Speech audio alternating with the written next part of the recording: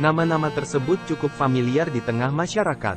Tapi, ada juga ulama yang berjasa dalam pergerakan kemerdekaan yang nama-namanya kadang terasa asing di telinga masyarakat khususnya kaum muda Indonesia. Inilah di antara nama-nama ulama tersebut. 1. Habib Ali bin Abdurrahman Al-Hatsyi atau yang populer dengan panggilan Habib Ali Kuitang. Beliau lahir di Jakarta tanggal 20 April tahun 1870.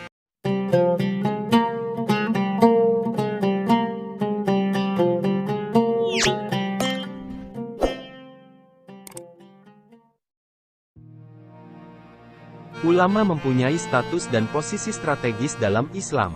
Makna ulama sebenarnya dalam bahasa Arab adalah ilmuwan atau peneliti, kemudian arti ulama tersebut berubah ketika diserap ke dalam bahasa Indonesia, yang maknanya adalah sebagai orang yang ahli dalam ilmu agama Islam. Dari pengertian tersebut dapat diungkapkan bahwa ulama adalah orang muslim yang menguasai ilmu agama Islam, muslim yang memahami syariat Islam secara menyeluruh sebagaimana terangkum dalam Al-Quran dan As-Sunnah, serta menjadi teladan umat Islam dalam memahami serta mengamalkannya.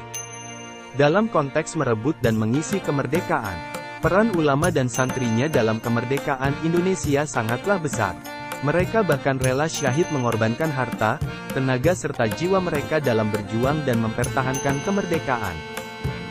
Sejarah mencatat bahwa saham ulama sangat besar dalam merebut dan mempertahankan kemerdekaan bangsa. Ulama adalah aktor utama dalam pergerakan kemerdekaan Indonesia.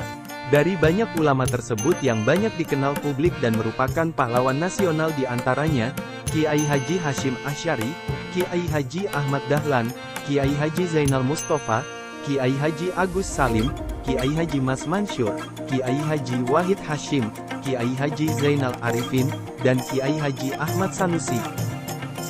Nama-nama tersebut cukup familiar di tengah masyarakat. Tapi, ada juga ulama yang berjasa dalam pergerakan kemerdekaan yang nama-namanya kadang terasa asing di telinga masyarakat khususnya kaum muda Indonesia. Inilah di antara nama-nama ulama tersebut. 1. Habib Ali bin Abdurrahman Al-Hatsyi atau yang populer dengan panggilan Habib Ali Kuitang. Beliau lahir di Jakarta tanggal 20 April tahun 1870. Beliau merupakan salah satu yang berperan dalam kemerdekaan dalam penentu hari dan waktu proklamasi. Salah seorang ulama karismatik yang sangat dihormati dan disegani. Beliau juga seorang penulis produktif, penceramah hebat, dan pendidik handal. Habib Ali Kuitang adalah pendiri Islamic Center Indonesia dan Majelis Taklim Kuitang pada 1911, sebuah forum untuk diskusi, mengajar dan ceramah mengenai masalah sosial kemasyarakatan keagamaan. Habib Ali juga mendirikan Rabitoh Alawiyah pada 1928.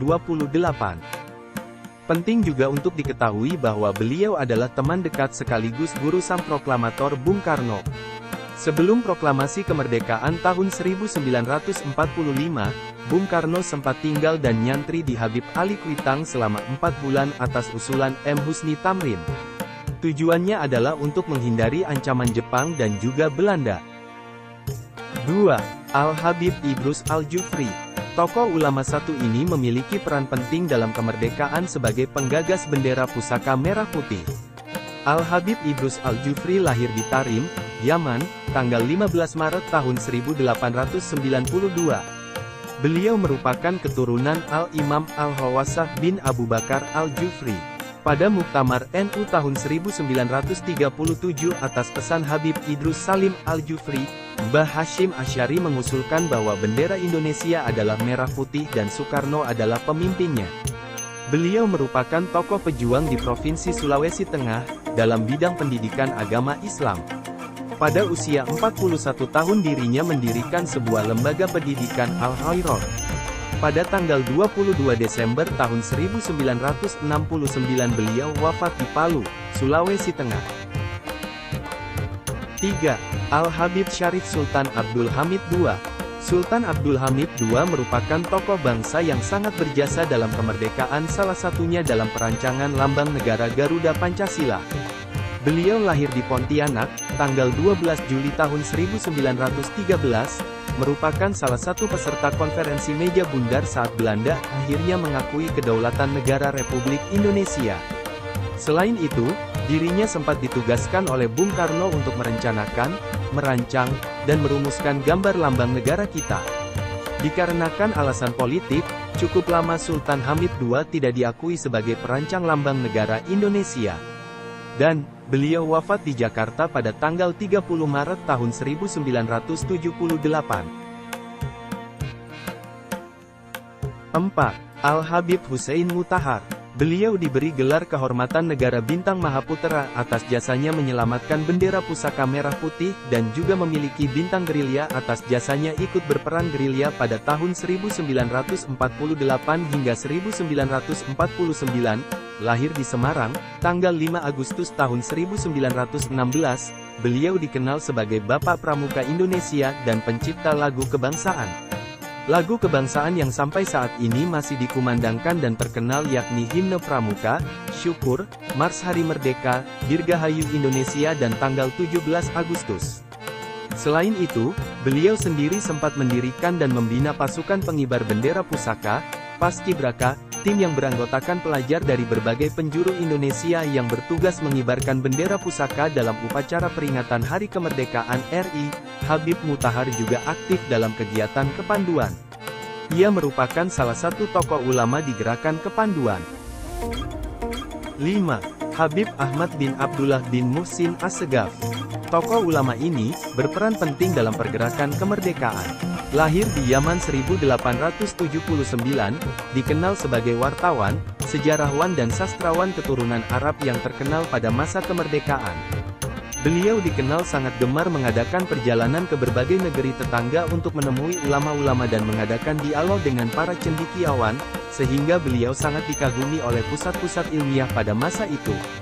Habib Ahmad punya keahlian dalam membuat syair dan mendapat pengakuan dari banyak ahli syair di negara Arab.